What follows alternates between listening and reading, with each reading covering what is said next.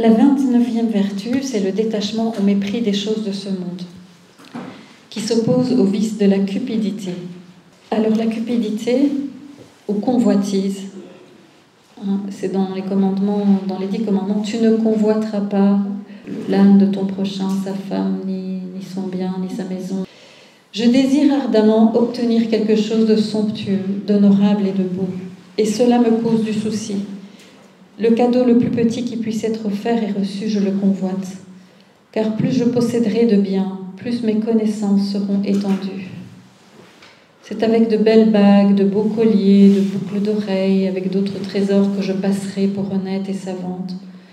Et je sais estimer la valeur de chaque chose, aussi petite soit-elle. Si je ne possédais pas tout cela, je n'aurais ni bien ni honnêteté, et je serais semblable à du bois pourri qui n'a plus ni solidité ni souplesse. Ce n'est que de la sorte que je peux faire le bien auprès de Dieu et des hommes et en faire bénéficier les hommes avec toutes les autres créatures. Alors sincèrement, encore une petite digression, quand on vivait en Afrique, on n'avait quasiment besoin de rien et on était heureux. Et les Africains, ils ont quasi rien, mais ils sont contents. Mais ici, la première fois que je suis arrivée et que je suis entrée dans un magasin, j'ai eu le tournis, j'avais l'impression d'avoir le vertige, parce que je voyais plein de lumière et de choses, et des étals de plein de sortes de beurres différents, de sortes de papier toilette différents, et tout ça. Je me disais, mais ils sont fous ici, pourquoi est-ce qu'il y a besoin de tout ça? Et j'avais l'impression de voir des démons qui parlaient, qui disaient, achète, ton bonheur, c'est acheter. Et en fait, aujourd'hui, on met des gens comme ça parfois. J'ai vu en Chine des gens au début des magasins qui disent, venez acheter ceci, venez acheter cela. Et je me disais, mais mon Dieu, quelle attaque. J'avais l'impression que mon âme était attaquée, rien que d'entrer dans un grand magasin, un GB. Voilà, rien que d'entrer dans un GB, j'avais l'impression que mon âme était attaquée par l'esprit du monde qui disait, c'est ici ton bonheur. Et je sentais le démon, quoi, je sentais. Et aujourd'hui, je ne sens plus ça. Et je m'inquiète. Je m'inquiète parce que je me dis, je suis devenue matérialiste. Et sincèrement, j'ai beaucoup trop de choses. Et il y a toutes les sortes de machines pour faire toutes les sortes de choses différentes, toutes les sortes de facilités. Et on succombe à toutes les tentations de s'acheter les derniers cris et les dernières choses. Mais qu'est-ce qu'on a besoin de tout ça, hein? Ça s'appelle quand même aussi de la convoitise. La cupidité, dit Hildegard, succède à l'entêtement dans l'esprit humain. En effet, lorsque l'homme, à cause de l'entêtement qui a investi perversement son esprit, ne recherche pas Dieu, la cupidité fait bien vite son entrée, car elle n'accorde pas un seul regard à Dieu, mais elle court ici et se précipite là comme un loup qui chasse ce qu'il veut dévorer. Et anxieuse, elle plonge chacun dans l'inquiétude, se hâtant de s'emparer par tous les moyens de ce qu'elle peut prendre. Cette image ressemble à une femme, jusqu'aux jambes, car les jambes et les pieds de ce personnage sont plongés dans les ténèbres. Dans la vaine mollesse envieuse de tout, la cupidité cherche à parvenir à ses fins et obtenir ainsi tout ce qu'elle recouvre, des pas de l'injustice impie, alors que l'on ne peut distinguer ni ses fins ni ses traces dans une telle impiété. La cupidité endort les hommes par ses paroles, au point qu'ils affirment ne pas posséder suffisamment de biens pour satisfaire leurs besoins immédiats et ne pas vouloir distribuer ce dont ils pourraient avoir besoin plus tard. Mais cette inconséquence qui les endort les conduit au bout de la perversité, de sorte qu'ils ne font plus aucun cas du bien, qu'ils n'accordent ce qu'ils ont accumulé ni à eux-mêmes ni aux autres. Sa tête est recouverte d'un voile, car les hommes qui pratiquent ce péché dissimulent toutes leurs intentions sous la tromperie et font obstacle à ce qu'ils ont dans leur cœur. Leur comportement n'est pas du tout adapté comme devrait l'être celui de tout homme, pour les choses célestes comme terrestres. Ce personnage est habillé d'un vêtement tout blanc, car la cupidité voudrait montrer ses opinions et ses entreprises sous un jour utile et beau. Et comme elle a dérobé tout ce qu'elle a pu parmi divers outils et divers appareils, elle aimerait présenter comme étant bon et nécessaire le fait de vouloir sans cesse accumuler des objets. La réponse du mépris des choses du monde. Tu es une mauvaise corde qui mesure les dimensions d'un objet pour voir si tes différentes caractéristiques et sa substance pourraient te servir à assouvir tes penchants charnels. Des générations d'hommes se sont attachés au plus profond d'elles-mêmes aux richesses et aux pompes de ce monde. Ils ont demandé des signes au soleil et aux étoiles, et de ce en quoi elles mettaient leur confiance, elles ont fait leur Dieu. Or, en quoi ces vanités leur ont-elles été profitables? Et où sont passées à présent leur richesse, leur honneur et leur terre?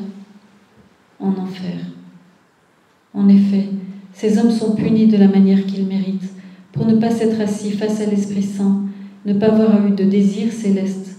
Au contraire, ils ont recherché ce qui est concret et périssable. Moi, je siège face à l'Esprit Saint, et ma trajectoire décrit le cercle ordonné par Dieu.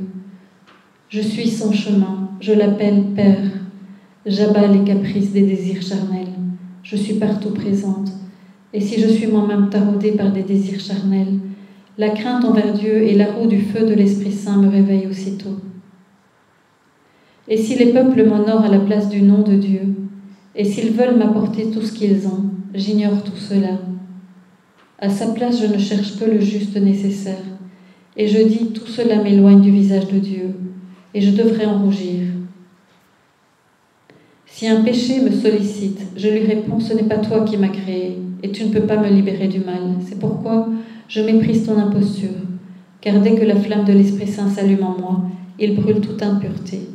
Et alors je vole vers le chemin élevé des choses célestes. Le mépris des choses du monde ou détachement, dans les passages bibliques, saint Hildegard nous conseille de méditer le chapitre 19 de Matthieu, verset 24, le chapitre 10, verset 37, et le chapitre 12, verset 50, et premier épître aux Corinthiens, chapitre 7 et verset 31. Alors, qu'est-ce que Jésus dit à Maria Valtorta à ce sujet? Il y a une différence flagrante entre les deux apôtres, si vous lisez cette révélation, entre Saint Jean et Judas. Judas était cupide et voleur, en plus de menteur et orgueilleux. Il y a un passage assez long, vous pourrez cliquer sur le lien à la maison, qui décrit que vers la 3e année de la vie publique, le moment où Judas va voler dans un coffre qui appartenait à une des dames de la cour, Jeanne de Chauzat, on en parle dans l'Évangile, Jeanne de Chauzat, il va aller voler des pierres précieuses, des pièces, voilà. Jésus va mettre dehors tous les apôtres, il n'y avait pas grand monde, mais qui était là. Il n'y avait que Jean, il va lui dire « tu t'en vas ». Et puis il va regarder Judas, il va y avoir une confrontation entre lui et Judas, et Judas, pris sur le fait de voler, va devenir comme possédé du démon, je ne sais pas comment il va lui dire, des méchancetés en disant « mais de toute façon, moi je ne serai jamais sauvé, de toute façon », enfin bon, il parle comme un possédé. Et Jésus, lui, pour chasser le démon, il ouvre ses 2 bras en croix. Et il regarde Judas, et à ce moment-là, le démon s'en va et Judas se calme. Et Jésus va lui faire des reproches, ça va vraiment être une colère. Hein. Et puis il fait revenir Jean et il dit « tu ne dis à personne ce que tu as vu ». Il enjoint à Jean, qui sait ce qui s'est passé, de surtout rien dire aux autres apôtres. Parce que Judas, évidemment, a honte et Jésus lui dit personne n'en saura rien. Et d'abord, toute sa vie, en fait, Jésus va protéger, pendant les 3 années de la vie publique, Jésus va protéger, entre guillemets, la réputation de Judas pour lui permettre de se convertir. Il sait qu'il est celui qui va le trahir, mais il ne veut pas que les apôtres deviennent mauvais en jugeant, et donc il va faire en sorte que, vous vous rappelez à la fin, va et fais ce que tu dois faire, il dit à Judas, fais ce que tu dois faire. Les autres apôtres croient que Judas va aller acheter quelque chose pour le Seigneur. Mais jusqu'au bout, Jésus va faire en sorte que, il dit, sinon Pierre aurait été capable de tuer Judas. Et il ne veut pas avoir un criminel parmi ses apôtres. Mais il va tendre des possibilités à Judas pour la conversion le plus possible qu'il peut, mais à un moment donné, il sait très bien qu'en fait, il a déjà donné son cœur au démon. Il y a un moment donné, il y a comme un tournant, et Jésus sait qu'il n'y a plus rien à faire. Et pour la cupidité, donc le désir d'argent, Saint Jean en parle dans l'Évangile, il dit que Judas aimait l'argent et les femmes. Et vraiment, il allait voir les femmes. Il tenait la bourse, il prenait dans la bourse et il allait voir les prostituées. Alors, on va chanter un chant pour le détachement des biens de ce monde, pour demander à Dieu la grâce du détachement.